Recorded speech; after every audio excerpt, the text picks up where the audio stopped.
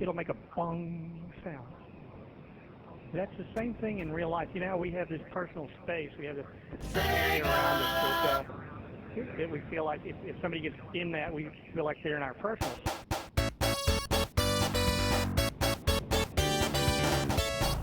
So one of the main things that makes you feel like you're really here.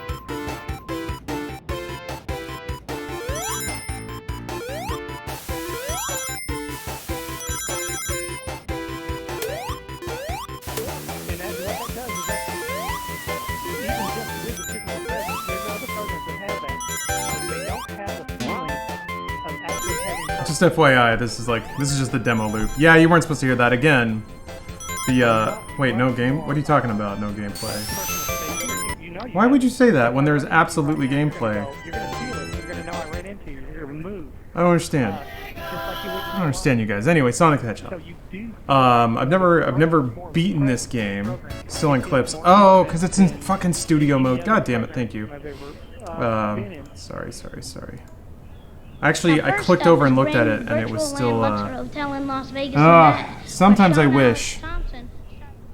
Sometimes I wish to God. There's like two very easy usability things that would make the fucking Stream Deck work so much better. And it would be great if, even if it's in fucking studio mode, it would switch to the scene that you tell it to, but hey man, whatever. We got Sonic, so how bad can things be?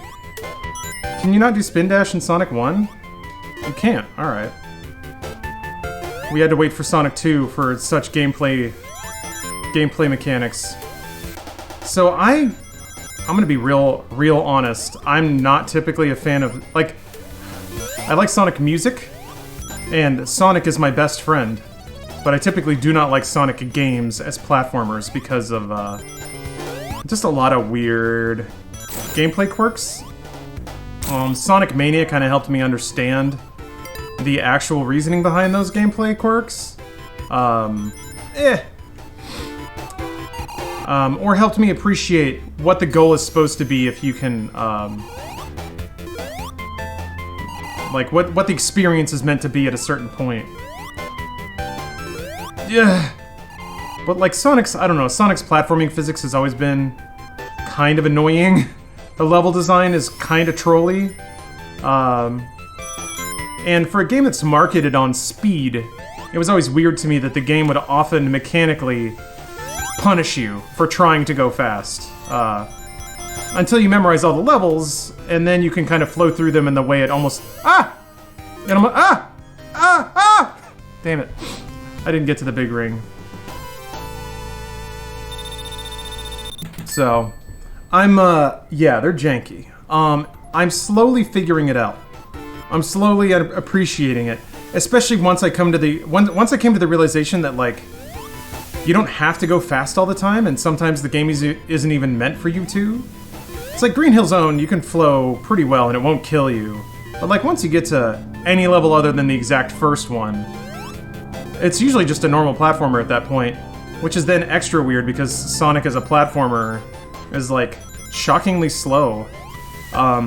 You accelerate really, really slowly.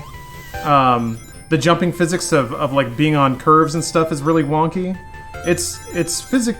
I guess I can appreciate the fact that it has those physics in a very early platformer. There weren't a lot of games that had ramps and curves. So, that's something. Mario had ramps in 3, but definitely didn't even have curved surfaces in World. So, I don't know. There's things that on a gameplay basis I can start to appreciate, even if their implementation in the... hold on a second. Come back, Sonic! Sonic! I need to get those Chaos Emeralds, goddammit. Is that how you get them, or is that just a minigame to get extra lives? Sonic Mania good? Sonic Mania is very good. Sonic Mania was the first Sonic game I legitimately, unironically enjoyed. And I actually liked it so much that it actually made me sort of appreciate Sonic as a franchise and a platformer a little more. Which is why I'm more interested in playing the games. Getting an academic study of Sonic under my belt. Actually, hold on a second. I gotta turn some shit off on my monitor. I was messing around with overdrive, but I think it's resulting in some weirdness. Lost you at you don't need the emeralds in this game. I need the emeralds in every game. What do they do in this game? Supersonic's not in this game, right? It's also fascinating to me how Sonic just unabashedly ripped off anything remotely popular in anything else. Like, Supersonic has gotta be a complete crib from Dragon Ball, right?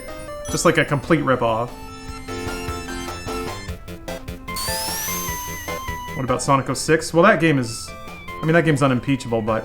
So this is interesting. I feel like what I never appreciated is that they're starting... This spring is supposed to, like, warn you, hey, if you go fast, sometimes we're gonna fuck you for it. Like, that's supposed to be their little warning, I feel like. Except I didn't pay attention. I was just like, why would they put a spring there? And then kept running forward at max speed all the time. Yeah, that's like, they're trying to do transparency. There's attempts. But like, oh wait, hold on. I think you can, I think you gotta go a lot faster. Hold on a second. You get a different screen, that's the only difference. Yeah. Level deformation? It's got it all. Levolution, baby. Well. That fucking end screen's coming up. I want to jump into that giant ring. Oh wait, no, it's Act 3, so there's gonna be a wiener boss. I also remember finding it very, very strange, the rules about iframes and damaging frames in Sonic.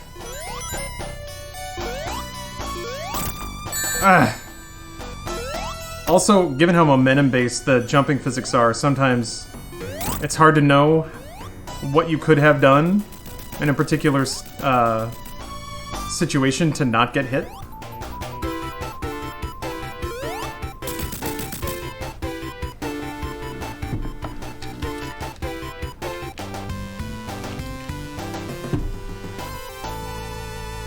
What do you mean, please no Jim Carrey? Jim Carrey is beautiful.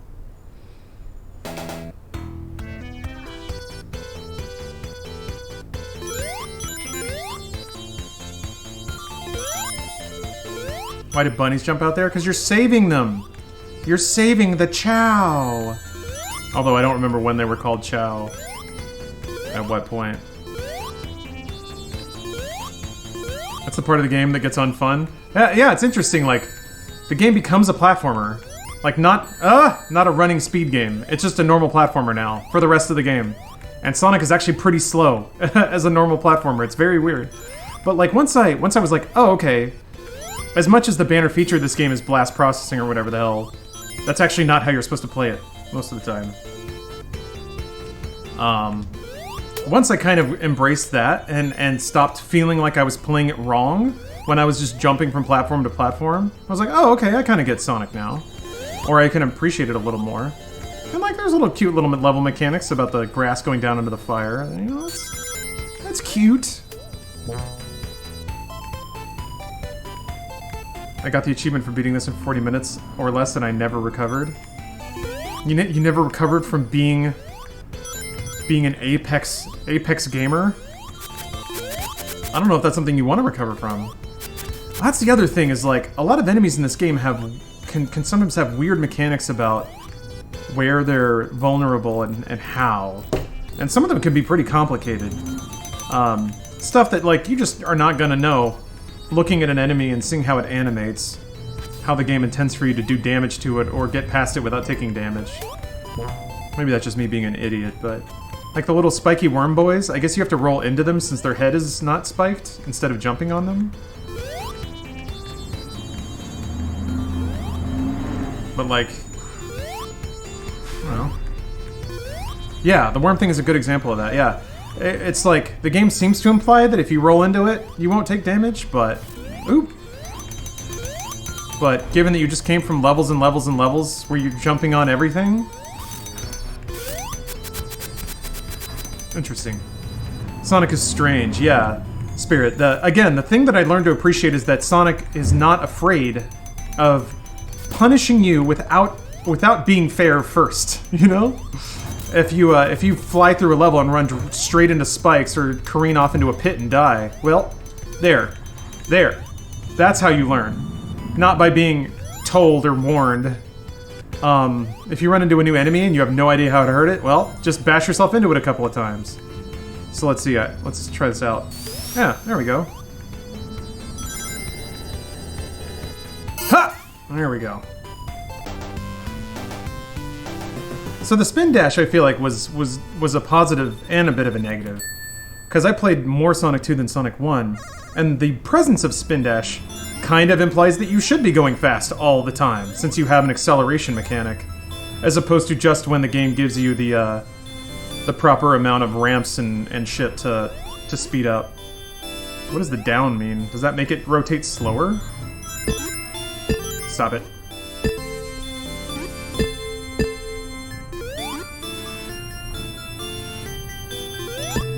The special stages always freaked me out a little bit as a kid, I'm not gonna lie. Oop, okay, well, that was that. So wait, you have to get a certain number of rings in the special stage to get an emerald? I don't know anything about Sonic 1. I do appreciate that, like, Sonic bonus stages are always, like, tech demos for the Genesis, or whatever hardware. It's like, well, we figured out sprite scaling, but we can't use it with anything else, so I guess we'll make it a special stage. Sonic 2 was the one where you're running down the pipe, right? The half pipe, which is extreme, because Sonic is extreme. Also, I like that the Chow are invulnerable to lava, but I am not. Also, you know it's the 90s because Sonic's brows are furrowed all the time.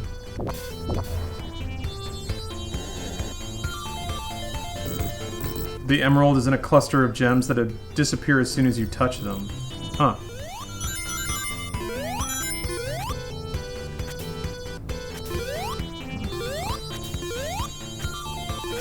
Oh!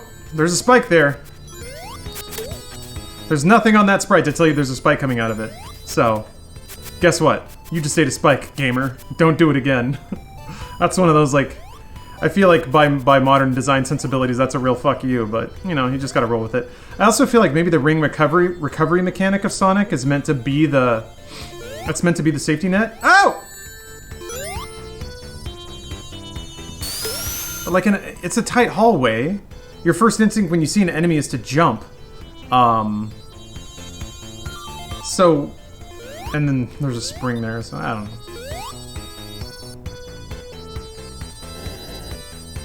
Oh, I guess I can just jump up there. Fine. There's shields too, so... You could play Overwatch again with the new comp season? Probably not. I'm pretty over Overwatch at this point. In terms of, like, difficult first-person shooters, you know, I'd rather play Doom Eternal, or even Quake Champions than Overwatch. Please play the Shadow the Hedgehog game. It's the embodiment of Edge. Oh, I will. I would like to play all the Sonic games. We'll see. With my new, incredibly, impulse-driven streaming lineup, who knows? Maybe that'll happen, maybe it won't, but... First things first. Gotta beat Sonic the Hedgehog 1. Did you play Valorant? Nah. I didn't end up caring. Yeah, me neither.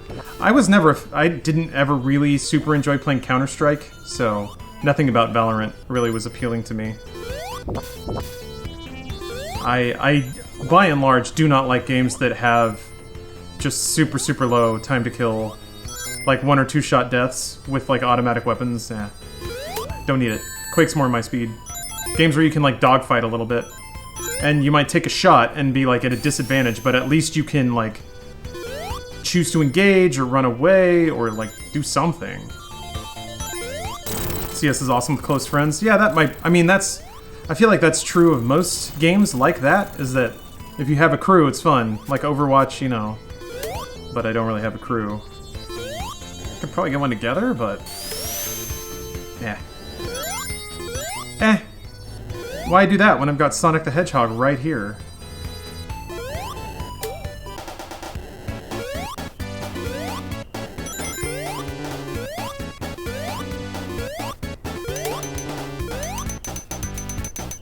Take Quake Champions have the cast from all Quake games to choose from? Yeah. It's got the cast from basically all of its software shooters, so it's got BJ Blazkowicz and like Quake Guy. It's got Doomslayer and a lot of the Quake 3 casts. Ah! That's a zip that saves you 5 minutes. It's got like hoverboard lady. I guess you have to finish with 50 rings to get the bonus stage.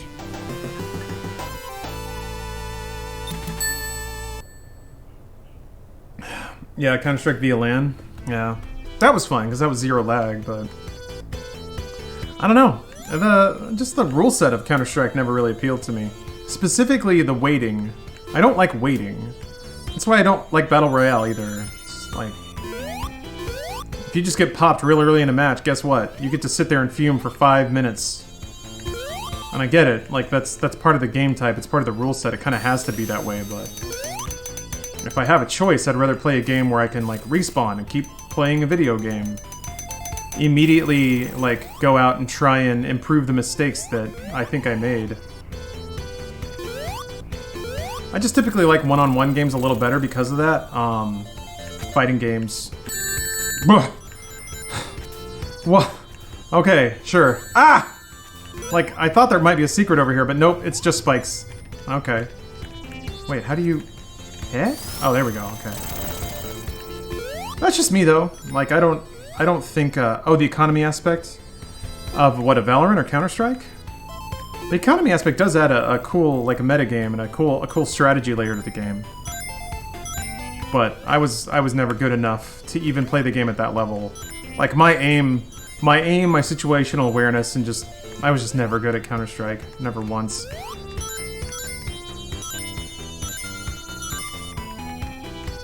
Might as well watch someone else play CSGO or Valorant, because that's what I'm doing half the time with the respawn. Yeah, I never really understood that. Back in the day, whenever I would play Counter-Strike, like 1.6 and Source and stuff, I would usually have like a Game Boy or something next to my computer, so that I had something to do. What's your opinion on Third Strike? It's one of the best fighting games ever made. I still listen to the soundtrack. It's a good workout soundtrack, Third Strike is. Third Strike to me is probably mechanically the most perfect 2D fighter. The parry mechanic is... It's pretty chef's kiss.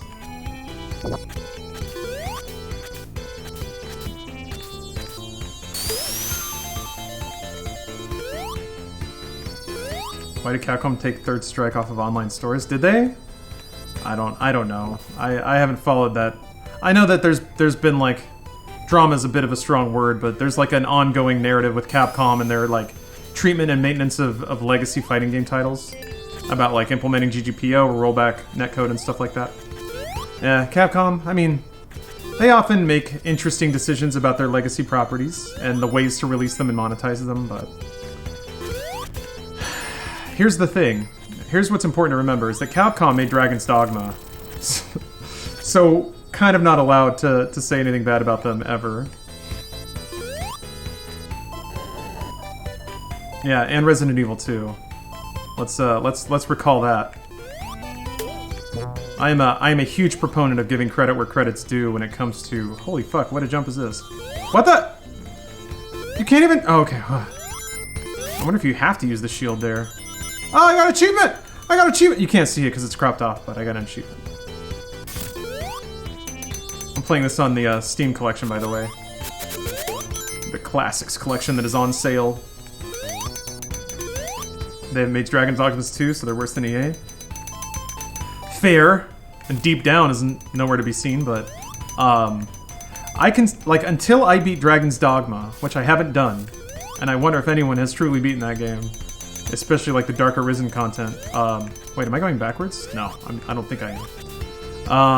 I'm not allowed to complain about there not being a 2. What happened to... Oh, Deep Down, you mean?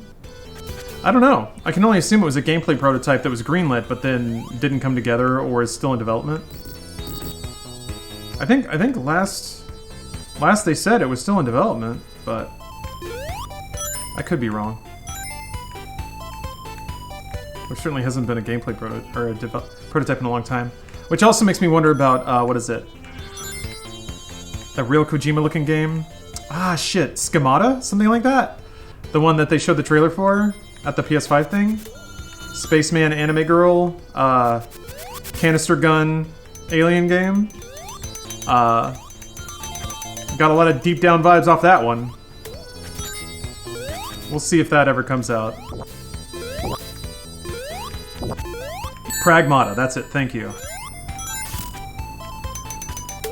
Oh, now I'm down here in the lava! Because there were spikes exactly where I was going to jump! Oh!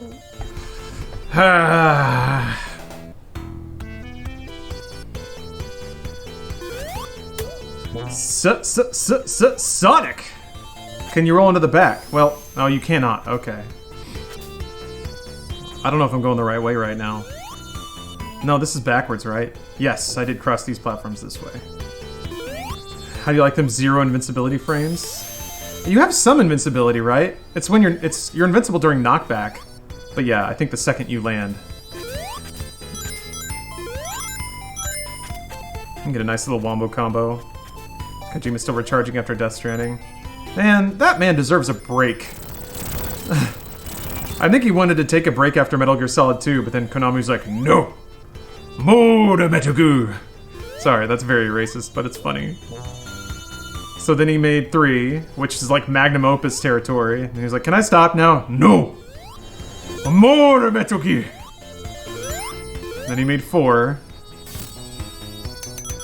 I don't know, the narrative there can go a couple of different ways, but I remember him saying in interviews, he's like, I want to stop. I've been making video games for so long. Please let me stop. But that didn't happen. I guess, which makes me wonder, man, it makes me wonder if like, maybe he was under some freaky employment contract at Konami and the only way he could get out is by just like sabotaging his own devs, so he spent years and years and years making 5 and like spending a lot of money so Konami would cut his ass loose.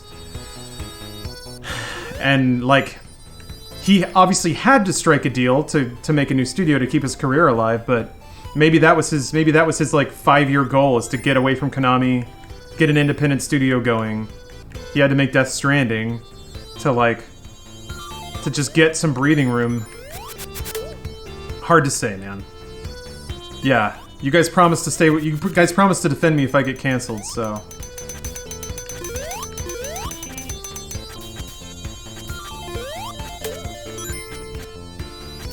I had nothing but bad work experiences from most legendary teams at Konami, like the Silent Hill team and Metal Gear team. Yeah, I don't know. Obviously, there are plenty of reasons that the only things you hear would be negative. I'll say that. Like, and they're honestly, from my accounting, which is not exhaustive, really hasn't been that much. There was just that like rumors and chatters about Konami monitoring email and phone calls and stuff like that, which frankly is not that uncommon for a big corporation. But some of the stuff near the end of Kojima's work at Konami did sound pretty bad. But like, you're only hearing one side of it. And if you're hearing people when they're at their lowest, yeah, there's gonna be complaints.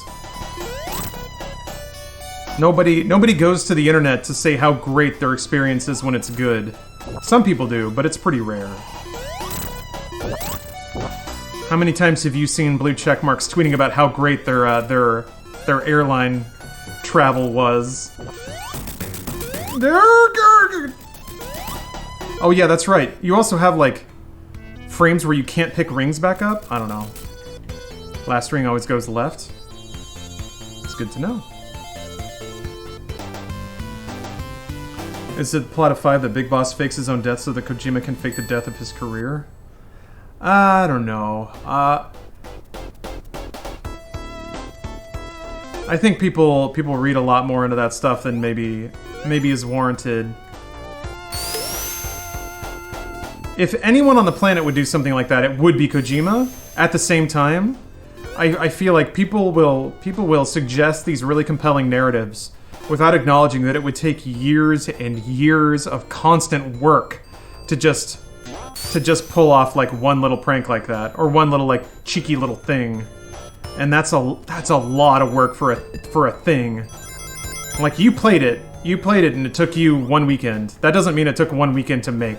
So to suggest that somebody would spend 2 years working on this thin thinly suggestive allegory for their own career, that's a lot. That's a lot, especially when it's like, you're talking about millions and millions of dollars. I don't think that anyone is so conceited to, like, structure an entire game development cycle around themselves and their careers. Again, though, if anyone would do it, it would probably be him, because he would find it funny. And it would be funny, so I don't know. It's, why would you give me a nice ramp into a spring that says, go away? Not today, asshole. Sonic. Directors do that with movies? Make movies about their own careers?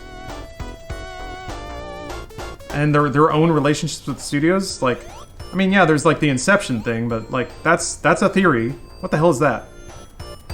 Ah! Shit, man. What the fuck? Alright.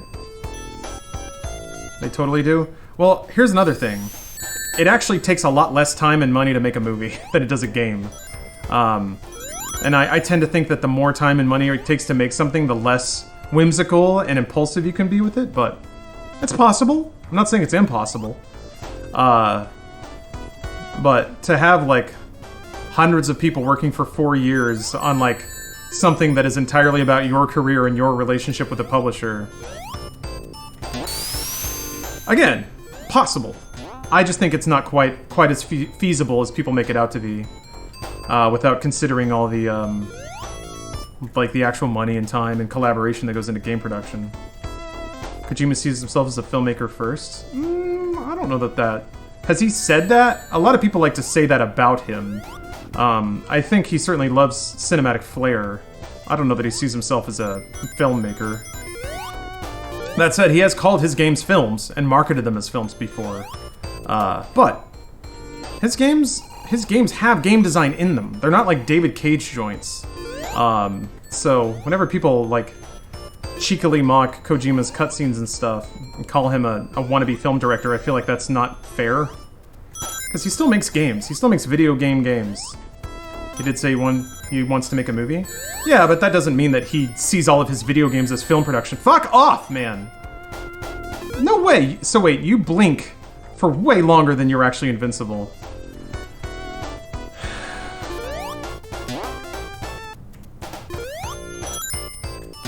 Trolling-ass Sonic.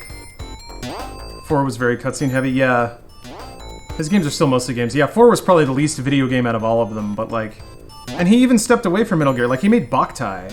And Death Stranding still has tons of mechanics in it. Like, it's still a video game, and it didn't need to be. He could have screened out a lot of those gameplay systems and legitimately made it a walking simulator in the classic sense of the word. But he didn't. There's a mechanic there. Whether or not that mechanic results in, like, gameplay consequences is another story. Death Stranding would make for a better anime series? Yeah, I don't know. I didn't actually mind the gameplay of Death Stranding, really. I thought it was a fun game to play. For me. I totally get why it wouldn't be for other people. What is the role of director in a video game? Man, it's a tough question. Having never been a game director or worked in game development specifically, I don't know that I could answer that with 100% accuracy, but a director will usually coordinate with other lead producers in kind of bringing all of the disparate parts of a game together into a cohesive whole. So a game director, kind of like a movie director, will have a vision for what the game should look and play like. So they will speak to gameplay systems designers, art directors, cinematic directors, sound directors. Like, they basically have people, producers under them that manage individual parts of the production process and will sort of collaborate with them and say, like, okay, here's what we need the game to look like. Here's what we need the game to sound like. And then those production leaders will then take it to their teams, to their leads, and disseminate those, like, marching orders and inspirations to them. They then give it to the artists and the programmers who then start implementing those systems. So a director at milestones and steps in the process will provide guidance to all the other producers and directors about where things should go and how they should look. To some degree, I feel like we'll also have to make the tough calls about when to cut content and what to cut, or how to adapt to changing production spaces. To this is more production work, but to like set milestones and budgets and stuff like that.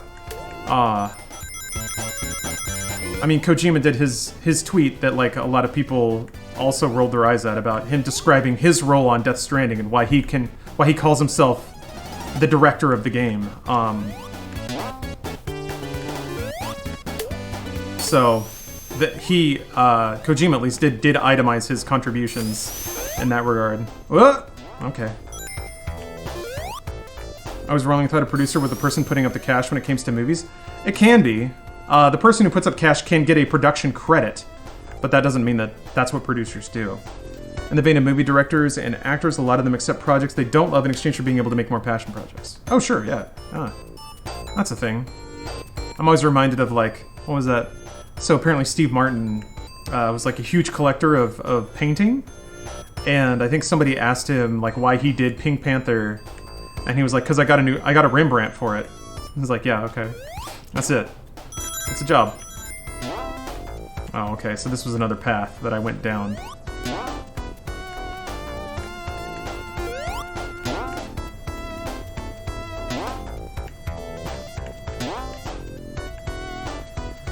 Yeah, Fast and Furious those fund the Riddicks and those make the Witch Hunters. Also, like, this is courtesy of Shudder and Last Drive-In, but apparently John Carpenter made so much money off of Halloween that he was able to just do passion projects for the rest of his career, and that's why we got stuff like They Live and other movies that I'm blanking on. Big Trouble in Little China. Like wacky shit that no one in their right mind would throw money at. I mean, it was the 80s, and with enough cocaine, people bankrolled some weird ass shit. But it is fun to think about. Sometimes having complete monetary freedom can result in some great things. Sometimes constraint is important, and there's really no right answer. Yeah, Big Trouble in Little China is out there. It is clearly unrestrained. Also, not to mention that it features. I mean, John Carpenter did a lot of his own composing, but his fucking title track. God damn it! Give me a nice ramp into a spiky Sonic son of a bitch. But the music video for Big Trouble is kind of wild, considering he's like front and center in it. Big Trouble's objectively perfect. I mean, to me, Big Trouble led to Mortal Kombat, so the cultural Ouroboros resulted in something great. What the fuck, man? Shit. Blah. You playing Death Stranding on PC? Actually, yeah, I think I will. It's been long enough since Death Stranding came out. I feel like playing it again. I didn't do all the side shit in Death Stranding either. I mean, to what degree you can consider that legitimately side shit, but should have dodged, yeah. Some metal orb flying across the screen at max speed. Why were you there? Maybe you shouldn't have been there, says Sega. Maybe that's on you. Maybe it's your fault. Is there any kind of continue mechanic in Sonic, or do you just have 2 lives and that's it?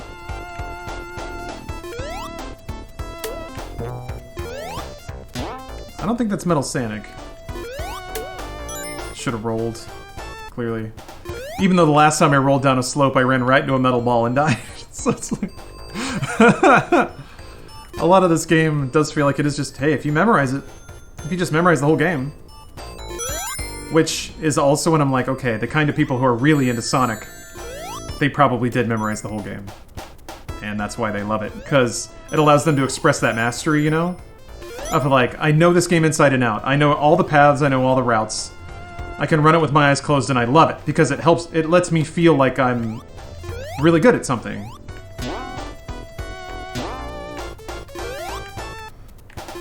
Glover? Oh man. It's like Mario 1, sort of. The difference being that Mario 1, like... Oh shit. Shit! What? Oy. Mario 1 had like platforms that were spaced out to recognize what you would naturally do instead of punish it. It didn't have a lot of trolley jumps. Maybe near the end of the game it started getting a little spicy with it, but mostly Mario is like... The levels were designed to flow bizarrely way more than Sonic levels were. if you just hold right and sprint through every level in Mario, it is feasible that you can sight read and play through the game that way. If like you have the reaction times and you're familiar enough with Mario's jump mechanics. But like, that is just not even a little bit possible in Sonic the Hedgehog. So that's what was always so strange to me too, is the thing that I thought Sonic was telling me I should do is actually how you're supposed to play Mario. But if you like, it's inverted kind of. Mario, especially in contrast, Sega like to market it as a slow-ass, boring, dumb baby game. But it was actually, for me, a lot faster and more difficult than Sonic. Duke Grapefruit, thank you for the sub. Also, Sin Lakara? Ah, shit. No! Thanks for the Prime sub. House Gucci, thank you. Lou Bear, thanks for the Prime. Ludi McShooty. That was during crazy taxi times, but thank you for the sub anyway. And also Roroni, thanks for gifting a sub. Sir Abby, thank you. Gosh, I got too crazy taxied. I missed thanking everyone. Actually, I missed thanking everyone. The Mr. Clutch, thanks for the sub. Maximilian Botcher? Or Bocher. We'll say that. I'm back. Someone gifted me a sub. Or someone gifted me and I learned I needed these emotes to express how I feel. Hype Epic Gamer Plays? Hell yeah. Thank you. Okay. Got there. Oh, there we go. Checkpoint. Thank you guys. It is a blessed day. We got Sonic. We got good people. Got good vibes. Nothing can go wrong today. Yeah, what if Cyberpunk is actually the Anthem reboot? Did anyone ever think about that? What if?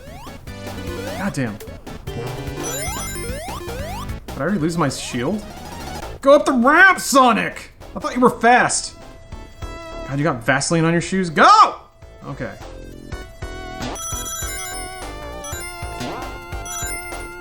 I have my windows wide open right now because it's kind of warm.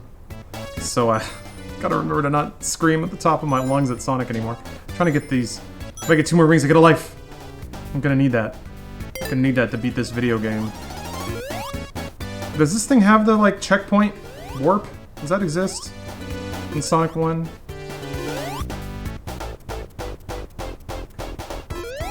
I guess I'll just blind jump to the right. God damn it.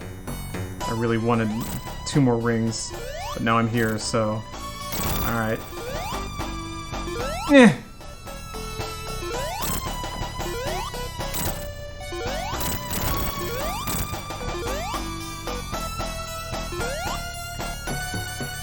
There's a level select debug? Yeah. I remember hearing about that cheat code! So, like, I guess I landed and touched him shortly after... Ah!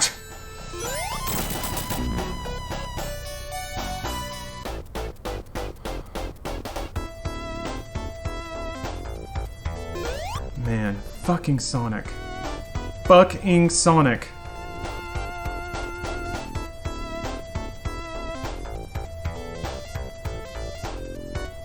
Like, there's a reason Sonic is... Ay. I need a ring. I need 1 ring, please. Anybody? We doing this? Can I just drop down here? Is this gonna kill me? Yep.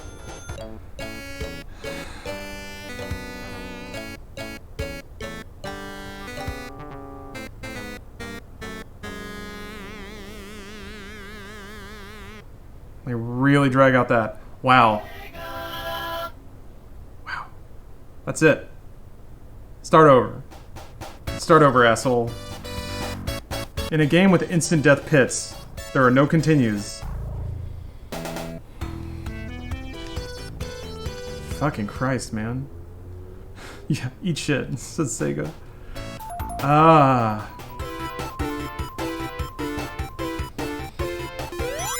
Green Hill Zone, yay! How many levels are in this game? It's a pretty short game, right? Ah. Sonic the Hedgehog from the top. It's okay, I just have to memorize the whole game. Six like zones with 3 levels each.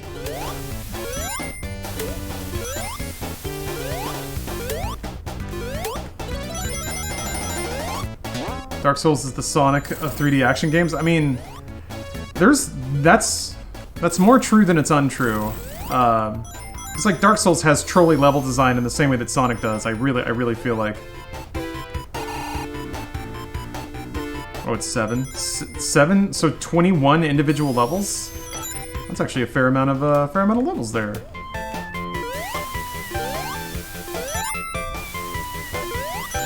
But I guess I was about to say I got to get better at getting extra lives and stuff, which probably means getting to the extra level on the first stages reliably, and then getting 1-ups once I'm in there, which means not this. Hold on a second. What are you playing this on? Oh, as you can see, I'm playing it on a real Sega Genesis. This is the room cam. I switched it over real quick, and hold on, there we go. I switched it back to my real Sega. Is anyone else hearing static? Hold on a second. Do you hear static?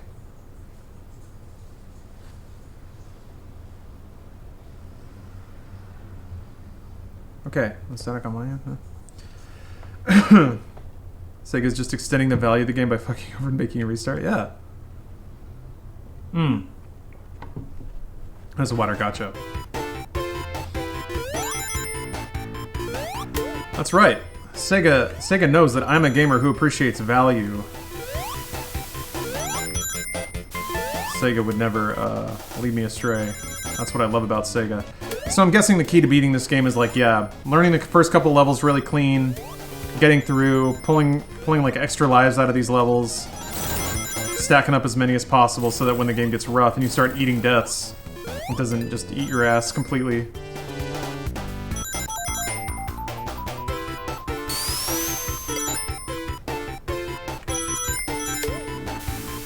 I'm sure it must not be that difficult to get 100 rings on the first stage, right?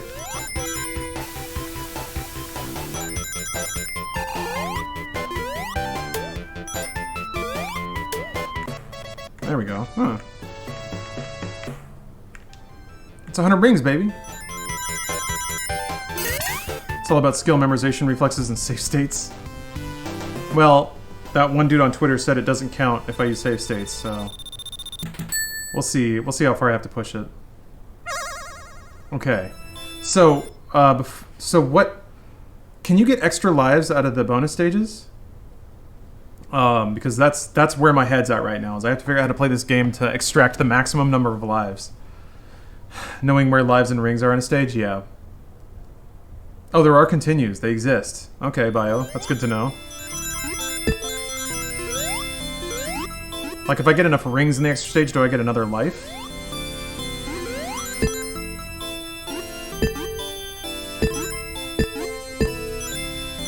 No!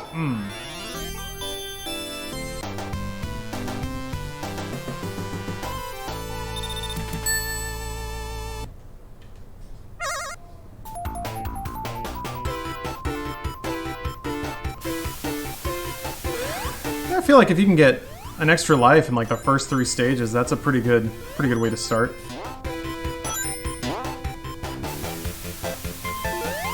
Yep. Playing this to become the next top speedrunner, of course. I don't play any game without trying to professionally compete in speedrunning absolutely all the time. Okay. This is cool though. This is like, to me, this is like peak Twitch vibe of like playing a game that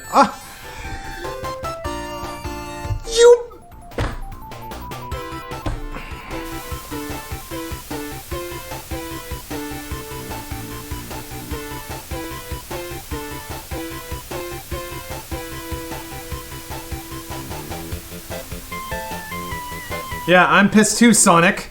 Don't look at me like that. Fuck you, man. Anyway, peak Twitch vibe is playing. Let me finish my sentence. Is playing like an older video game that a lot of people know and have an attachment to, but I don't know that much about. So so people can share their experience and I can learn from people. Somebody hit me with that ninja command. I need it. I need it right now. I need it more than ever. Oh, dead. Okay, there it is. Thank you, Blue Icebox. I'm trying to explore this. I'm trying to explore the stage a little bit. That is an interesting dynamic that I never really thought about. That Sonic games, because of their difficulty and like classic use of lives and game over, mean that you do have to explore the stages to find one-ups and stuff. And apparently continues. God damn it. 50 rings and special stage for continue, 100 for extra lives. Okay, wow. So special stages are invaluable for the continues more than anything, I would guess. So you gotta play clean, keep all those rings. Gotta get to the end with 50... Okay, strats are building right now. People like this over Mario. No, they didn't. That's the thing. Sonic never sold as well as Mario. Fuck off.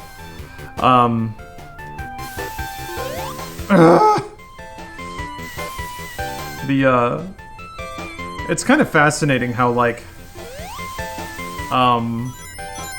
there's been some studies about, like, physics in video games and how that relates to enjoyment that people have. And it turns out that the closer a character's jump arc is to the original Super Mario Brothers, the more people like it.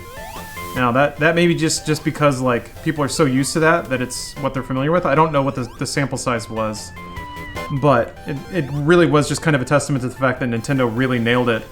Something as simple as Mario's jump arc was just like... And the physics of Mario's running was just so on point. Alright, so there's a 1-up up there. I gotta get that. I gotta get it. But how?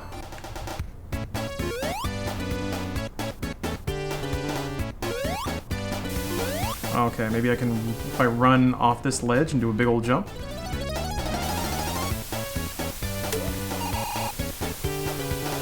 No.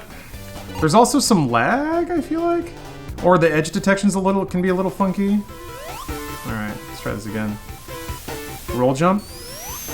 Why did I stop in the air like that? That was weird. Does roll jumping give you more distance if you jump out of a roll? What? I'm holding to the right. Roll jump off the slope. Wait, what? Like that slope? Which slope are you referring to? You cannot spin dash in this game, Captain.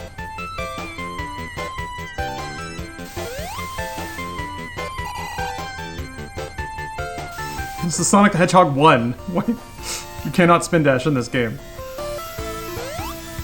I meant like rolled through the loop to get speed and jump.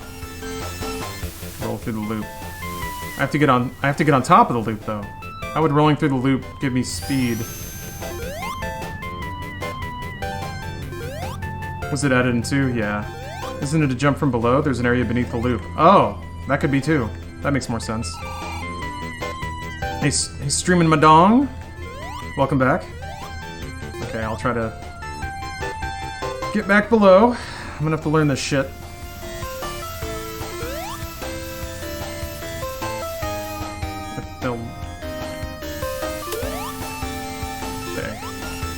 Okay. Yeah, okay. It makes sense that the lower path would eventually deliver you to that bevy of goodies, considering that you have to, like, you have to short hop to stay down here, and it's also over spikes. I guess you roll into this to make it a... No? No? Okay.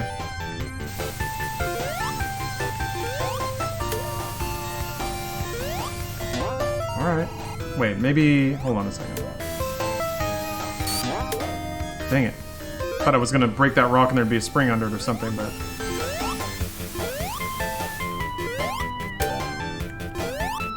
There we go. Okay, that's it.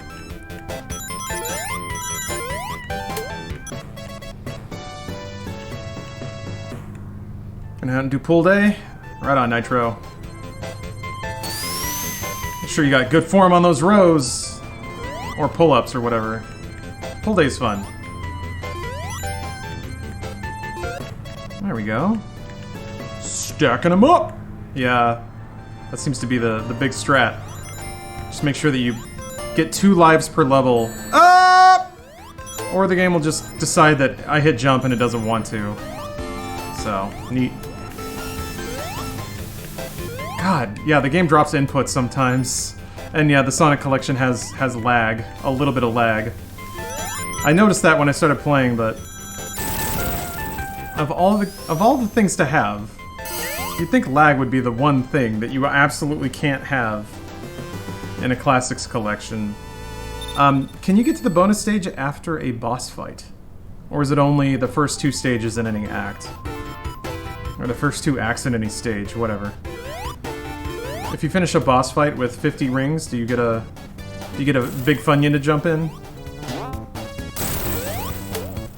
Just 2 acts? Alright. So theoretically, you can get 5 lives per stage. 2 lives with 100 rings, and then the bonus stage. Ew.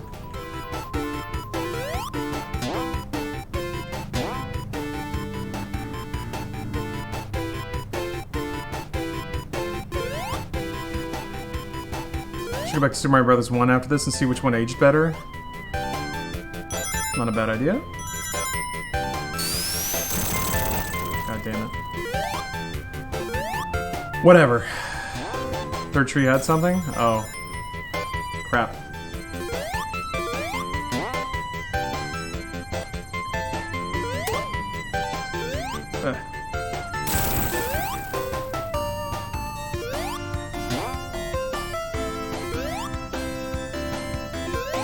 Alright, I'm just poking around a little bit. Third tree had something? I mean this one? I already broke it, if that's what you're referring to. That is also not the third tree. No matter how I try to interpret that message. I feel like they've aged the same. I don't know. No, I don't agree. God damn, the lag is ridiculous. I think Mario is still a pretty mechanically rock solid platformer, while this has issues. Technically it was third from the right. Starting at which tree?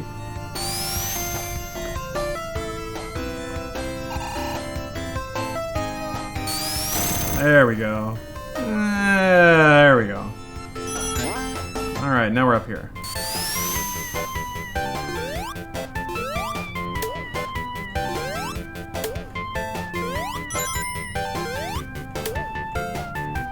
I think this game had a unique look.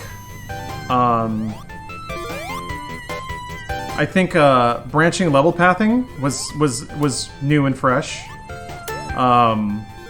Some games had done stuff like that, but I do think, like, from a level design perspective, Sonic was probably ahead of the game there.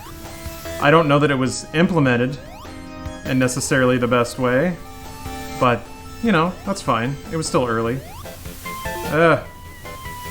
No! God, it's hard to land on that thing. With how floaty the jumps are. There we go.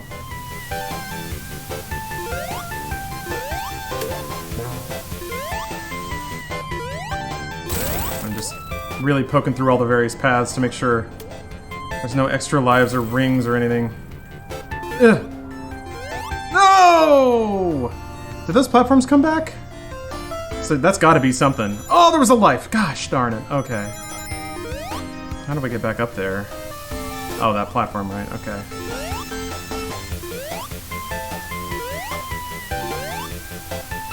You have to say chat is right because we'll cancel you? No, you're not allowed. Crap. Those platforms fall and they never come back, huh? I don't know if I can make that. Oh, no, wait. Maybe... Still nothing? Okay. What? Oh, that one moves up and down? There's gotta be something good over there. There's gotta be something good.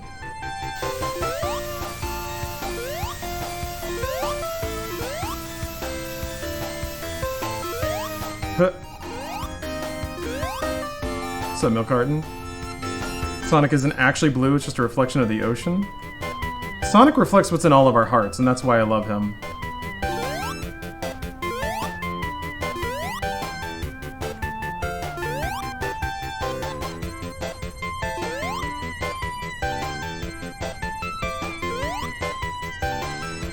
Okay, yeah, it's just another path. Alright, never mind. Just trying to Gotta figure out how I can consistently and easily get up there for that extra life, really. That's what matters right now. God damn it. Nope. Yeah. There we go.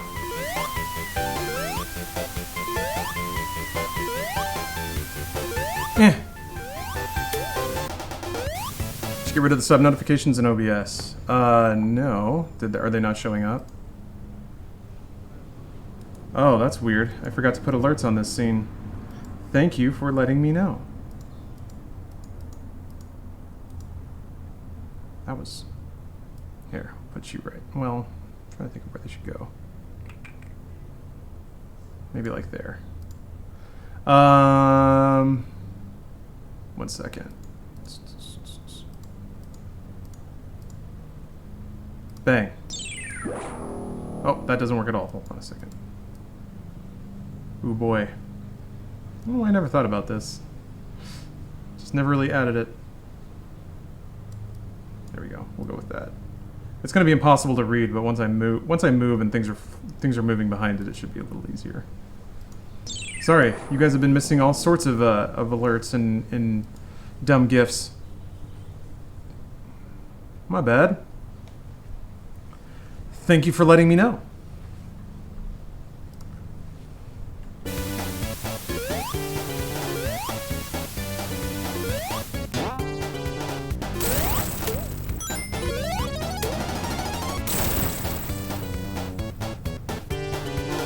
That's kind of, I guess that's kind of the weird thing is like the levels have branching paths, which is really cool. But then also the levels have a bunch of spikes or bottomless pits just off screen that you can't see. So it's weird that like they incentivize exploration, but at the same time basically make it a 50-50 if they're going to punish you for it or not. And you just have to kind of in your head keep a running tally of where the gotchas are. Jesus. Like, not only is there lag, but sometimes it's different lag. Sometimes you'll hit a button and it'll come out like a quarter of a second later. And sometimes it just won't come out at all. So, you know, that's neat. Hey, what's up, Endo Green? Welcome.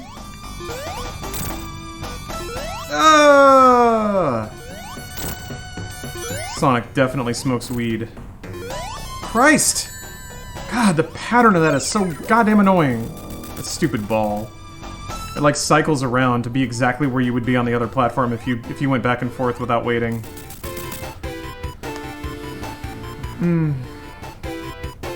Oh, Torino Scale. Thanks for the sub.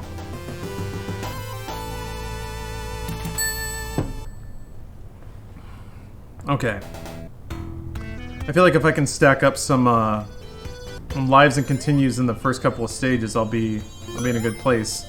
That means I need way more practice on the special stages. Nope! I'm also wondering exactly how meticulous I need to be with collecting rings.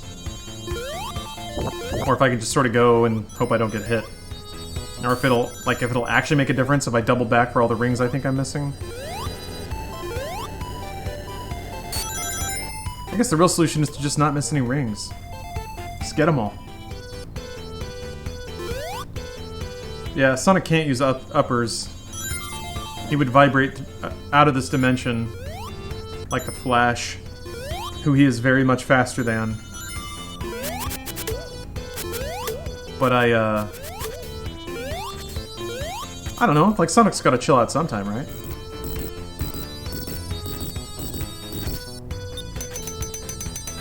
I wonder where the 3-bop came in from video games? Oh, I mean, it's just rule of threes.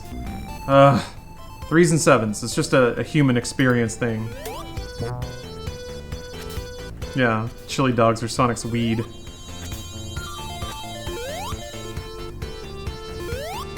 When he talks about a fatty, he's talking about a big old fat chili dog. God damn you, Sonic. Yeah, Sonic is actually just a sentient pile of weed.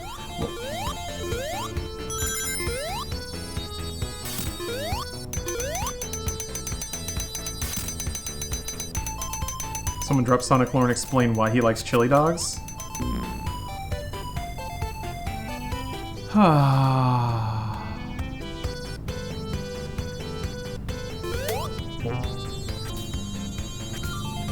Yeah, Loof. People just like things that come in 3s and 7s. It's a thing. Very biblical, too. Like, most jokes come in 3s. 3-act structure. I mean, 5-act, technically from Shakespeare, but we don't have time for that, so now it's 3.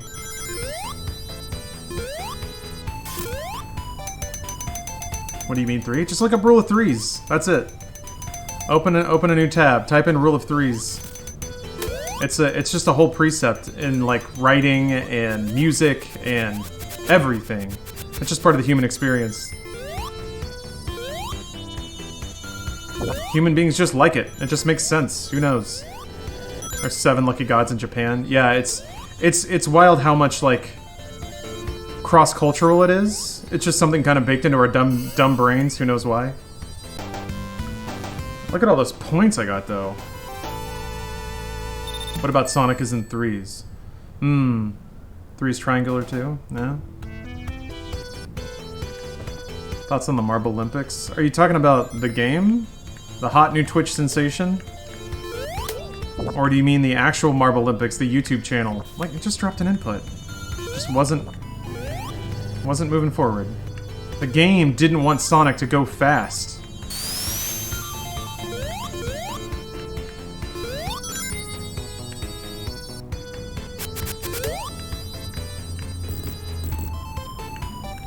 God.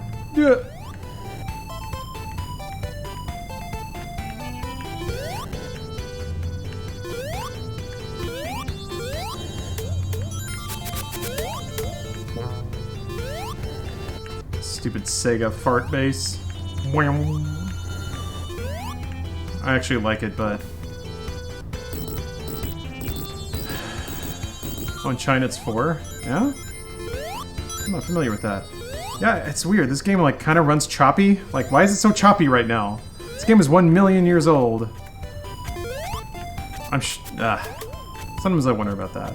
Like, how did you re-release a game on a computer that is a Sega Genesis could never even dream of the technical resources this computer has. And somehow it's chonkety. That's okay. I don't need frame rates to be fast. Ooh, great! Good! I feel like they put that trolley shit there just in case. Also, what hit me the second time? Stop it! Fuck! The game keeps dropping inputs!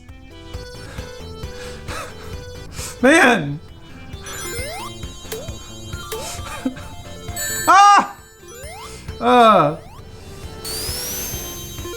It's like the worst of everything. It's dropping frames and inputs. I don't know how it could do that.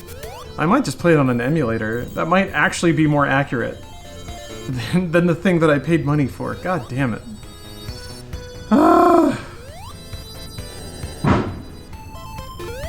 Gotta shout out how the game will, like, even if you manage to go through that hallway and jump over the 2 worms, you'll then hit a spring that launches you back into the 2 worms.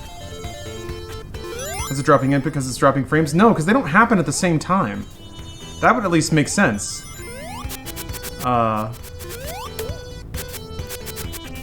Sometimes it will accept all inputs, but drop. That was me. That one was me. I was looking at. I held right just a little bit too much, and Sonic decelerates very slowly. Asshole. I still don't know what hit me when I jumped up here. There's actually nothing here, so I really don't know what hit me that one time. I swear it was a Chow that was running away, but... Supposedly the Sega Ages versions don't have these problems, that's the PS4 version though? Yeah, this is the collection. Which, again, I don't get. The one thing you have to do is run a 20-year-old game the way it used to run. Somehow that's a bridge too far.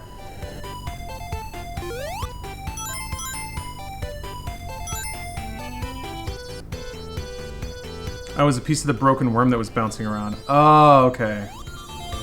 So the worm fragments into parts that also hurt you when you kill it.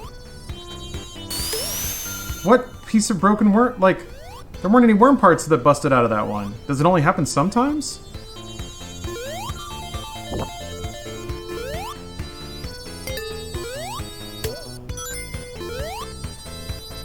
Collection on every console has this problem. Awesome. Ugh. I guess I should have read more user reviews. Oh well. Ugh! I consider this giving me soft permission to emulate it if I want by technically purchasing it. I know it doesn't work that way, but it's going to for me. Oh, you can land on their head. Okay. Stop it, Sonic. Stop, stop. Now, well, now I'm locked into this path. Music reminds you of Sega Master System? Yeah, this game, it came out on Master System as well, didn't it? This game didn't seem like, alright. That was shockingly kind of the game. Have something there for me to land on. Yeah, it was a Master System game. Oh, yeah. What if... Hey, here's a level design idea. This is crazy, but just roll with me. What if we have the player jump, and then off-screen we have some spikes just kind of drop onto them? We're gonna make a ledge, so players have to jump. Like, what else would they do? They're gonna jump. And now, at the perfect jump height, where we know they'll be, what if we just had spikes drop directly on their head with no warning? Right. You just gotta know. That's Dark Souls, baby. Anything over here? No? Alright. Alright, well. What's the worst console reveal you've seen? Probably a tie between the PS3 and Xbox One. I feel like Xbox One was worse because they really should have known better. Like, there's really no excusing it. Sony, you can kind of get where they were at and the times and what they were trying to do, like. And I guess I know what Microsoft was trying to do, but it's like, man, how did you think that was a good idea? How did you think any of it was a good idea? So, I think that's it. Ouya, I mean, the reveal of Ouya wasn't all that bad. It was the reality of it. The Xbox One showing me get a PS4. Yeah, I think a lot of people were there. Don Matrick is somewhere crying into a glass of wine. No, he's fine. If I've learned one thing, it's that white executives very rarely have to suffer any kind of consequences for bad decision-making or poor implementation. Goddamn! I didn't even see it. It, like, blended into the background a little bit. I love that they showed you could watch Star Trek and buy tickets to see the next Star Trek at the same time. Yeah, like, everything about it was so obviously geared towards marketers. Their grand fucking consumer-facing reveal was all marketing-driven. All of it. I feel like that's... And I've seen it happen, is when companies forget who they're making products for. They get so tied up with where the revenue comes from. And for Microsoft, I'm sure that they, like... The consumer experience became less of a factor when they started thinking about all the money they were gonna get by being tied to entertainment property and sports and stuff like this. If we make the Xbox an entertainment device instead of a gaming device, we're gonna be able to charge people for everything. What was so bad about the PS3 reveal? The games were not great, and the price. It was also that was kind of in an older E3, where E3 conferences had tons and tons of analytics reports and sales data. It was super dry and boring, and then yeah, just the conference itself was kind of awkward because of the games being shown, and then the price drop was a kind of a meme sensation, just way too expensive for a lot of features nobody wanted. What exactly was the PS3 launch game? There wasn't one. There was not really a system seller on that system for a long time. It had like Ridge Racer, I think it had Virtua Fighter, Genji Days of the Blade, I'm trying to remember. The PS3 launch lineup was rancid. But then again, launch lineups always were back then. The PS2 didn't launch with anything worth playing either. Tekken Tag 2 was like it.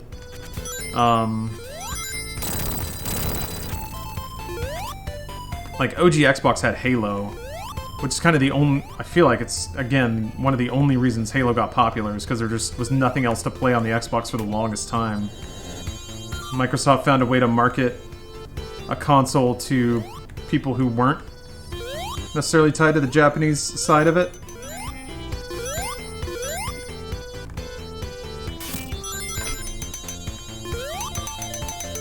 PS3 got some good titles though. I mean, Captain, yeah, but those were all cross-platform.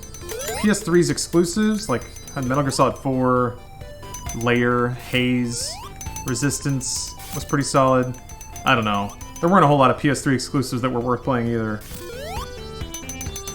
PS3 was just kind of a weak system all told. Oh, thanks for eating that. Is MGS4 a system seller? That's a good question. I don't remember. I don't remember looking at, God bless random spikes. Infamous? Yeah. Final Fantasy 13? Man. Sometimes when I want to feel good, I think about the absolute heartbreak that some goddamn nerds would write full missives about the depth of the betrayal they felt that Square was going to put out 13 on Xbox. Man, that was great. That was good stuff. GTA 5 came out first on the PS3? What? No, it didn't. There's no way. There's no way. What? No. GTA 5... Stop it! Oh. Delayed inputs, man. How do you do that? Not first, like before Xbox? You're gonna have to clarify. I don't know how many other ways to interpret that. Yeah, Uncharted was fun. I mean, I guess should distinguish between calling something a system seller and you thinking it's worth buying a console over. Those are two different things. To me, a system seller is a game that actually moved systems. And I don't know which games actually moved PS3 units. Which way am I going here? I fell, so I don't know. I guess I'm going this way. God of War 3? I did not care for God of War 3. Like, at all. I thought it was a pretty lame game. What made you buy a PS3? I bought one at launch, because I buy most consoles at launch. Last of Us? Yeah. There's a grip of good PS3 exclusives, but I think that was when Sony was still settling into their strategy of trying to get, like, already first-party games. God damn you. Didn't mean before Xbox, just realizing it came out came out, gotcha, before current gen. I understand. Now it makes sense. Yeah, the PS3 was good for backwards compatibility. That is about it.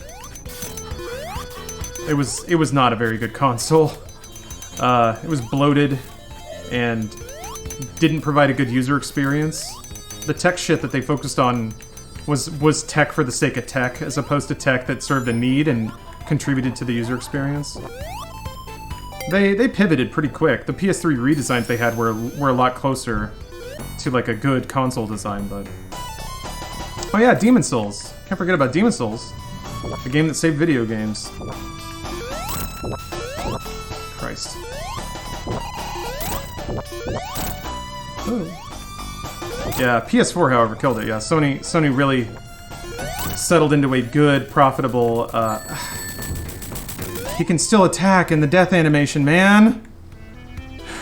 Whatever, it doesn't matter. Yeah, PS3 was a motion controller. Yeah, they made a whole game about it. The game that killed Level 5. Layer. And Motorstorm was fun. Hey, Steve, what's up? It's just cranking on the classics. Oh! And losing at the classics.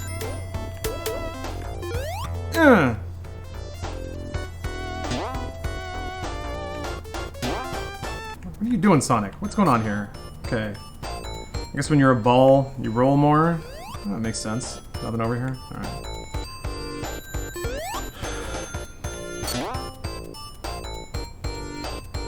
I'm good. I'm hungry right now. I'm on a diet trying to get lean, so we'll see how that works out in the long run, but apart from that, I'm doing real good. Life's you know, apart from just general who knows what's going on in 2020 kind of stuff. Whoa! Do the keto? No. I will not. I'm on Nutrisystem instead because they're paying me. Is keto gonna pay me money? No? Alright then. I'm an influencer, damn it. I don't do anything without getting paid. Ooh. Ow. Oh, is that a better TV emote? Yes, it is. Ah! Thanks.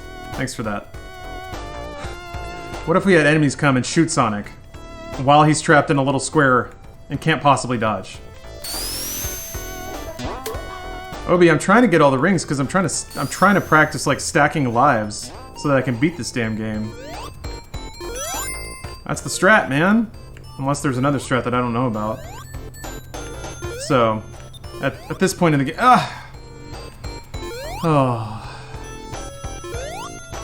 At this point, I'm just trying to like go through the levels and figure out where, see if I can figure out how to get all the rings, and I gotta get some. Goddamn! Does it not come back down? I thought it did. Maybe hitting the thing just resets the timer for it to go up.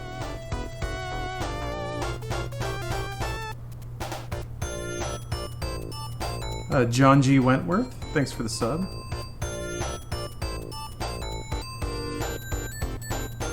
Didn't come back last time either, okay. I guess you get one. Which means you have to hit this, run up this stupid thing, and then jump back to it, because you can't... Ah! Now Sonic is stuck on a ramp! Okay. These stupid little metal chicken egg boys keep flying. Okay, so I gotta do this, and then... Ah! How are you supposed to get on that platform before it takes off? Maybe I can just jump from the button.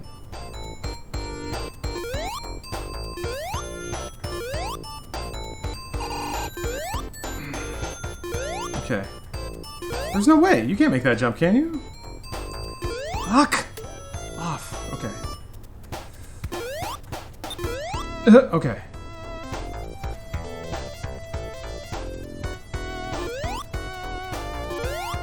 When they sink like that, oh, I thought that meant that they would fall. I guess not.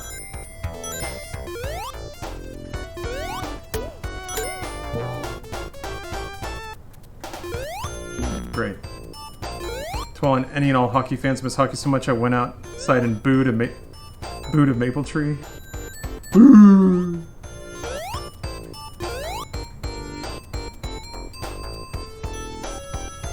Did it feel good? Did it make you feel like you were where you need to be?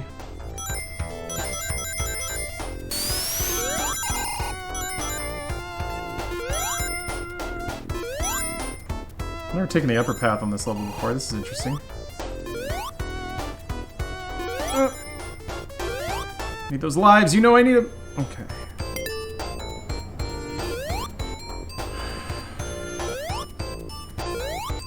Sonic soundtrack is better than the Mario soundtrack? I'm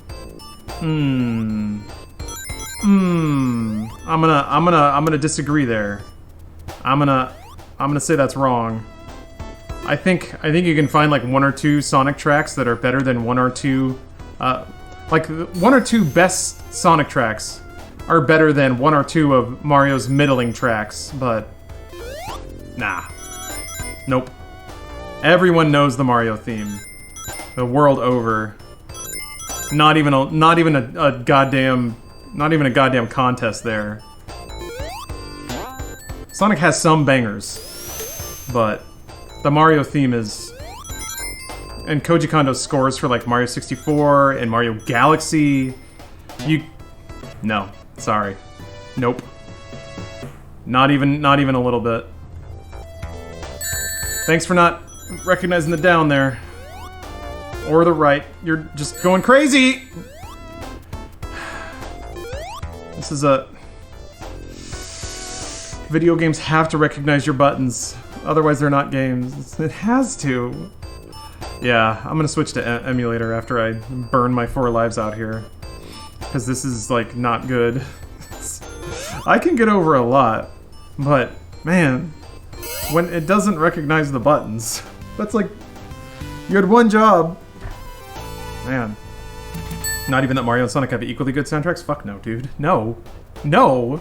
Absolutely not. Sonic has some good songs. Has a couple of really good songs. But Mario scores front to back are just like amazing compositions. There's really no, you can't even make that comparison. Also, I'm pretty sure like that would just include like the classic Sonic games.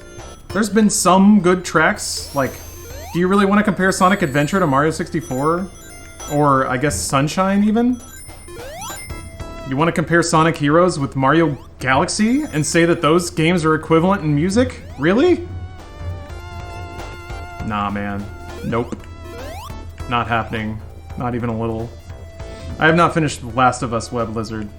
I'm not that motivated, to be honest. I'm not having that much fun when I play it, and I'm not really interested in the story either. Like, I don't really care about the characters, and I don't care about what happens to them, so... I'll get to it, but I'm not motivated to. Hey!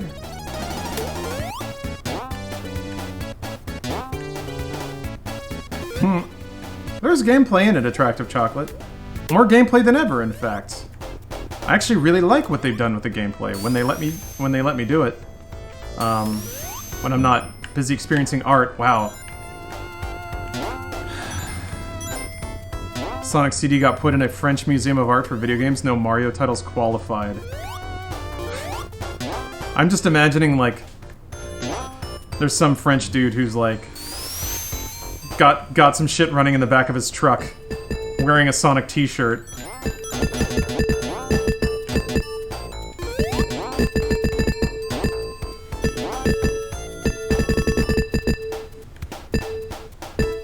Have you listened to the OST for any of the 3D Sonics? I played the 3D Sonics, but I can't say that I've listened to any of the OSTs by themselves. I'll probably be doing a review at some point, but like, of Last of Us, I mean, specifically. Once I finish the game, but I'm not in a rush. I really don't need to enter, like, the fucking internet space of opinion fights. I'll get there eventually. And I know that, like, no one's gonna care by the time I finish, but that's alright. Part of me doesn't want people to care. I don't need people to discuss or validate my opinions on things. And I also don't need the, like, YouTube clout or YouTube traffic, because it's not worth anything anyway. So, you know. In the same way that I really don't have a strong motivation to play or finish The Last of Us Part 2, I likewise don't have a strong motivation to form a coherent analysis of it. But I will get there. In my own time. Some people want you to validate their opinions, though. I mean, okay. People wanting me to do that for them also does not motivate me at all. I hate not being able to discuss The Last of Us 2 online without being hated on. Well, November, I guess it depends, as usual, it depends on the context of what discussion you're throwing out there. But I do agree, there are plenty of valid things to get pissed off about. Luckily the sort of the bad taste of the, like, dogpiling is sort of washing away now. All the little angry boys that could not stand to look at lesbians or try and mentally process a game in which you don't play a strong male protagonist who's a hero and saves everyone. Like, now that they've kind of made their point about review bombing Metacritic, they're moving on to other pastures and finding other women to get mad at. Luckily now, the conversation is mellowing out a bit, and people can actually just talk about the damn game. What year did you start working with G4? That doesn't exist because I never worked for G4. I did not live in the LA area and had zero connections to like anything games media related, so that was like not even a thing. I love Last of Us 2, the gameplay was so fluid.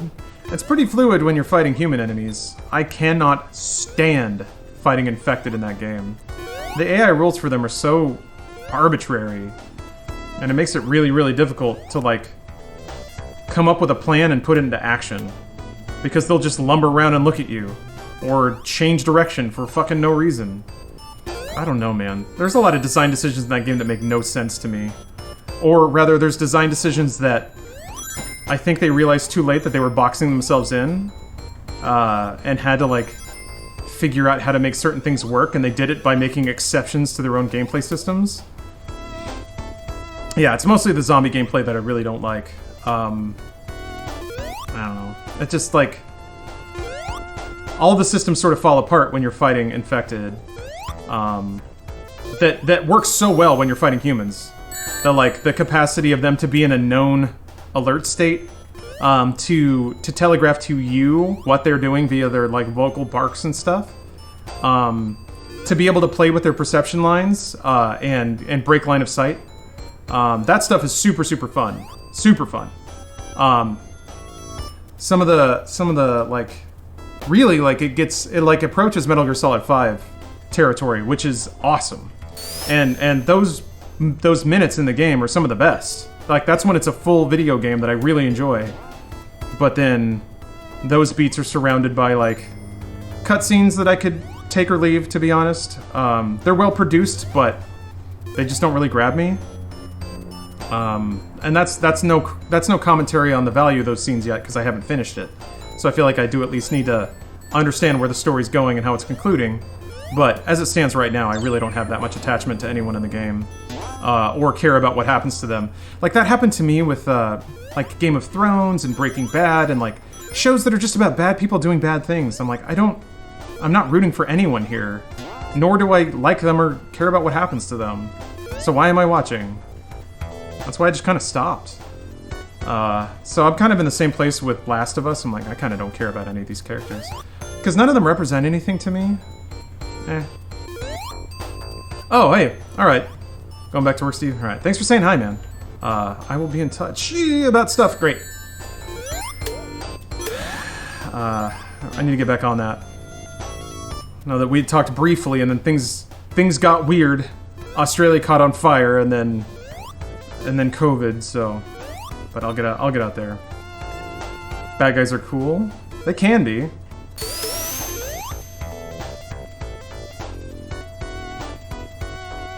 But I should get Ghost of Tsushima? No. I didn't. I don't know, like I did see that on Twitter, like today's the day when everyone is allowed to like low-key brag about being in the review cycle. If I really wanted to, I could probably push my way into that stuff, but again, I don't have any motivation to. You gotta do some schmoozing with PR, which I don't have a problem with, but then you have to produce media in a timely manner, and for me, like, that media, I don't know that PR people think that streaming at embargo is valuable, because everyone's gonna do that anyway. So, you accept a review key in exchange for positive coverage, or, well, coverage. I shouldn't say positive coverage, it's not assumed. But, and in my context, that would come in form of a YouTube review, which, that means I have to grind a game off stream for hours and hours and hours. Which is time I'm not spent streaming, so it actually costs me money to try and play a game before release while it's under embargo. And then that means if I want to stream it, then I'll just be playing it again, which is not necessarily the most fun experience.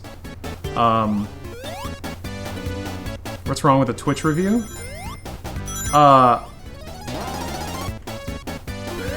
You mean just like speaking informally to a crowd? Nothing really, but I don't know. That feels too low effort to me. That feels, I don't know, something about that just feels like... It feels like, I mean, to be fair, this is kind of what this is the solution that I'm looking for, but that is kind of doing the minimum of just playing a video game and then just sort of like letting people prompt you about what to say. But I get it, like, there's really nothing else that justifies the time. Yeah, it's unfocused too, which is not what I want to do. To me, like, gaming critique is a little more focused and packaged. It presents a thesis and then backs it up. Yeah, structured review, which I am going to do again. I am in the process of developing relationships with a lot of contract editors, so I don't have to do the editing. I think what'll happen is, and I don't want to do any more like grinding through games off stream because it's really just like it's not good business sense. It's better business sense as a streamer to play a game as absolutely soon as you can. So I think what I'll do in the future, and actually I should probably start doing this now, is asking for review codes with like the structure being I will stream as soon as streaming embargo is lifted, and then once I beat the game I'll produce a YouTube review, but that will not hit an embargo, it'll hit like 2 weeks later. Which will impact its performance on YouTube and probably its value as a piece of PR material, but that's just sort of evaluating what's helpful in a media standpoint to me. Gonna play in Kurosawa mode? I'll try it. I'm excited for Ghosts. Yeah, exactly, Sephiroth. It's kind of wasted revenue, and it's. I want to be clear. It is so weird to think about it that way. To even have a single thing complicate the fact that you get to play, like the one that you get a game for free, and that you get to play it early. Those are all awesome things. But I guess the gamer in me can't help but try and min-max the system. Grinding game rooms most the enjoyment you would have otherwise have played it at your own leisure. Too much soup?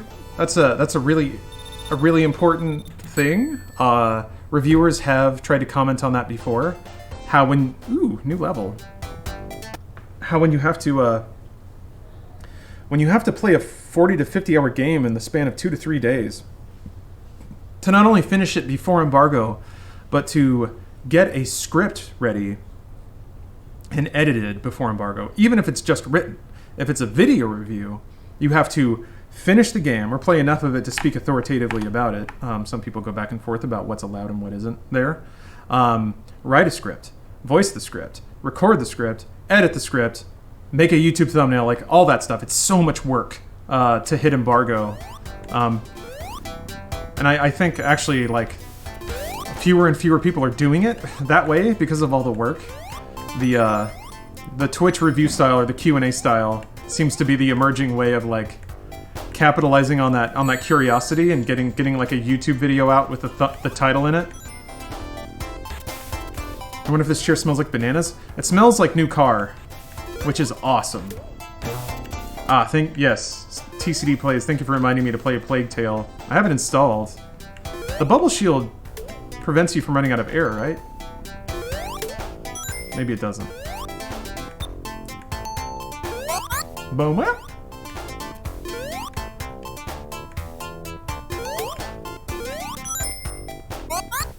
Should smell like loose wires and metal. Yeah. I think Cyberpunk smells like solder. Like melting solder, which I guess just means lead. Or flux. That's what it smells like. Also, flux is a really cool word. It's weird that these enemies, like, have a tell. You can see their little noses poking out. Why for these guys and no one else?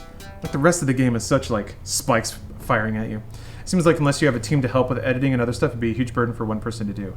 Yeah, I did it for Doom Eternal, and it was a lot of work. And it was mostly a test case to see what the YouTube performance would be like. And the YouTube review made, like, $20, I think. So I was like, okay, that wasn't worth it. I mean, it's always worth it from a hobbyist standpoint, because I really do like just talking about game design. And as an avenue to sort of dig through and appreciate all the smart work from smart people. To me, that's what tickles my pickles, is seeing really smart people come up with really cool gameplay systems that combine to a greater whole, where, you know, it's clear that a ton of people worked together and it all came together into a beautiful thing. Nick, that's true. I guess, yeah, you did save $60 getting a free game, so that's definitely a part of it, but throwing back to what somebody else had mentioned, you also don't get to play it on your terms. So you do get a $60 game for free, but the exchange is you have to clear your schedule to do nothing but play that game in the meantime. So it's like, yeah, you get the $60 game, but then there's costs associated with that too, in terms of how you experience the game. Like, if you're super excited for a game, maybe you would want to play it 12 hours a day. But it's not only just the time aspect, it's like the manner that you play the game is also different.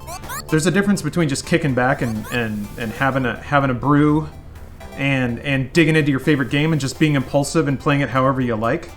That's a little bit different than doing what I would consider a decent review, which is playing a game in multiple play styles, testing out all the options, really testing the boundaries of the game's systems to see how they react, so that instead of just having a good time and telling somebody else about your good time, you can provide them with exhaustive information that they may be looking for. So, you know, take a game like Cyberpunk. What a nightmare that would be to review, because you, like, I might have designs about how I might want to play that game.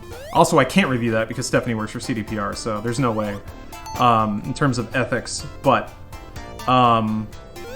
if you were to review that, you'd not only maybe play the way you want to, but you'd have to try a ton of different ways to really see how real the promise is that all those ways are viable. And then you'd have to not only try them, but try them enough to be able to qualitatively describe to somebody whether or not they work. The game just ignored the fact that I was holding right to not get stabbed by spikes. Like, that's like the third time, I think, I've straight up died because the game wasn't recognizing inputs. So yeah, there's, like, frankly, there's the monetary aspect of getting $60, a $60 game for free. And I'm not gonna lie, there's the little ego hit of feeling like you're important enough to be given premier exclusive access, like early access to something. I think a lot of people vibe on that more than they will talk about.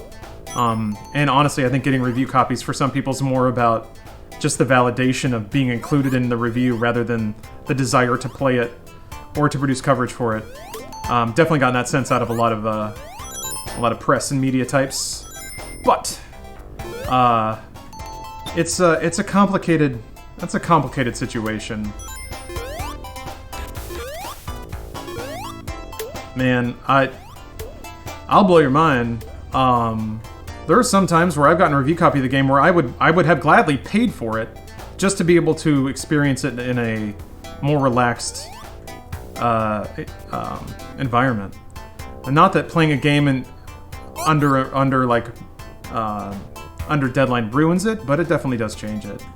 Also, like, if you're doing gameplay for capture, that also changes the way that you play the game, because you can't, like, you have to be mindful of, like, keeping notes on the capture you have, so that when it comes to the edit, you're not scrubbing through 16 hours of game capture just to find that one thing that you knew was in there.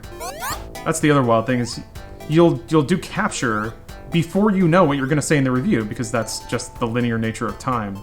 Which means that you have this bank of footage that then you have to match to a script, which is very time-consuming. But I've also found that most viewers aren't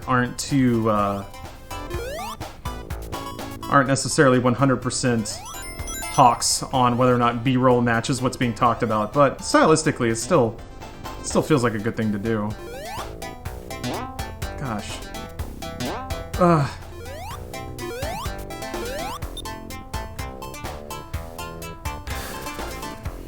But again, this is why I'll just throw money at somebody else to do it. My current business plan is to just run in the red, paying editors to make videos for YouTube, just as it truly is a hobby, as a way to just sort of like continue to make content for people that that naturally can't spend 8 hours a day watching me ramble at video games on Twitch. But also just because I like it. I do like the this is a little conceited to think about it this way, but I don't see a whole lot of solid appreciation for game design and game craft. There's stuff like NoClip, which I think there's always going to be a smaller audience for. In the manner that, you know, like, not everyone's going to want to listen to the director's commentary on a DVD. Sometimes they just want to see explosions. That's totally fine. But I've always had this ulterior motive of trying to mix elevating appreciation of game craft in with just the culture of watching, enjoying, and appreciating games. And does your channel dive to Twitch also? People have said that it does. I've heard plenty of people say, like, I saw your videos on YouTube and came to Twitch. So yeah, that is a way that YouTube does benefit the business. But I have no way of tracking that.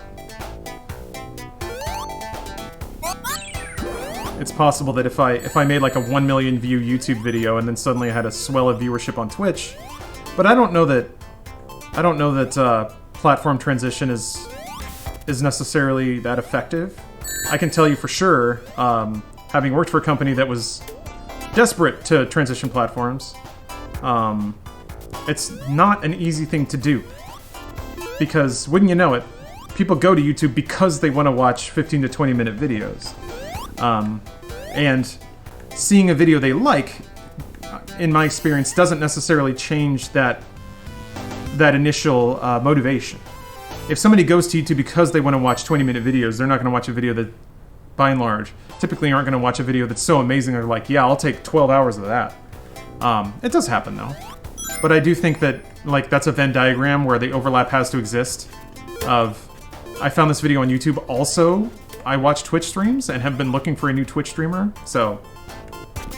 But it's good to... I guess it's good as an audience acquisition tool. That was a lot of rambling. Come on, Sonic. We can do this. YouTube brought me here, but I watched on YouTube forever, so yeah, you described me. Alright. I just... oh, fuck. I've definitely seen the circumstance a lot of times where platform holders assume that if somebody likes something, that then they're, like, in their thrall. Of, like, they like your videos, right? Just tell them what to do. And I'm like, well, it doesn't work that way. They're still people. Like, they're still people with their own lives and motivations. If they came to YouTube because they wanted a 10-minute funny video, no amount of messaging is going to suddenly make them want, you know, 6.5 hours. Not that music, please. I'm trying my best. I'm trying my best to not run low on air so that people don't have panic attacks in chat. Are you doing Corp, Wormslayer? Corp will probably be... This is heavy assumptions, but I'm gonna assume Corp is probably the coolest looking opening hour. Because you're like... If you're in a cyberpunk corporation... I mean, they're rich as hell. So you get all those cool, like, Blade Runner interiors of very rich office buildings. As opposed to, like, Street Kid, which I guess could also be cool, you know, like neon and rain-drenched stuff. Nomad might be neat, because you get to see more of the setting outside of Night City. I can't imagine it's too much, though, if it's just for the prologue. Although, who knows? Maybe in the game proper there's more reasons to leave Night City. It's a Kim Jong-un haircut. Well, he's got the, like, center part, right? But, yeah. And Archon. Apparently fascism is in vogue around the world right now, so I didn't want to get left behind. Gonna start as a nomad? Yeah? And man, even going back to the fucking impossibility of reviewing Cyberpunk, they basically have now said that there's 3 different explicit game-altering things that you do at the beginning of the game! So what are you supposed to do? Play through it 3 times? Or maybe, like, start each one and play through it 5 hours to get a sense of how different it actually is? Like, that's 15 hours! Just for review! Just to test one feature in the game. One of the, like, games were so much easier to review when it was like Sonic the Hedgehog, where, like... It may be difficult, but it's conceivable that you could beat it in a day and really understand the full game loop of it. Ah, yeah!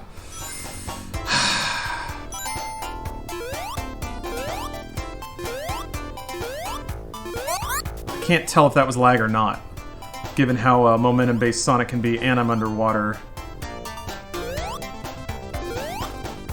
Assume it's something like Dragon Age Origins? That's what it sounds like, yeah. Ah! Ay. That you have an origin that then pops up later, or has different dialogue options or quest paths that open up based on your origin. It sounds like Dragon Age, which, man, the more any RPG can be like Dragon Age, the better. Fuck! How are you supposed to react in time? Especially if it's underwater. You just have to know. Bleh. Alright, last life. That's alright, I'm really hungry. I gotta eat lunch.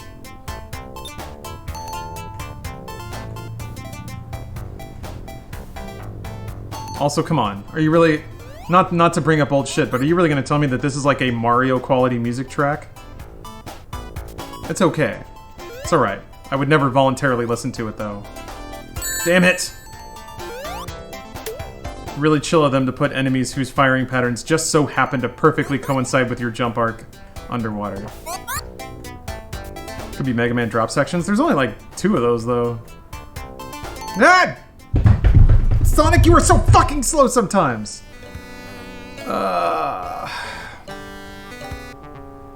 What's the best Dragon Age game? Origins. Like, no question. That's an easy one. Okay. Well, I've learned a lot. I've learned Sonic is actually quite slow. Man, 1991. Yeah, Voodoo, I did get the Cyberpunk chair. Technically, Stephanie got it, and she gave it to me. But I got very lucky to not only have Stephanie in my life, but also have her give me a sick chair. Yeah, hedgehogs cannot swim. Nor are they really all that fast in real life. They're certainly not friendly.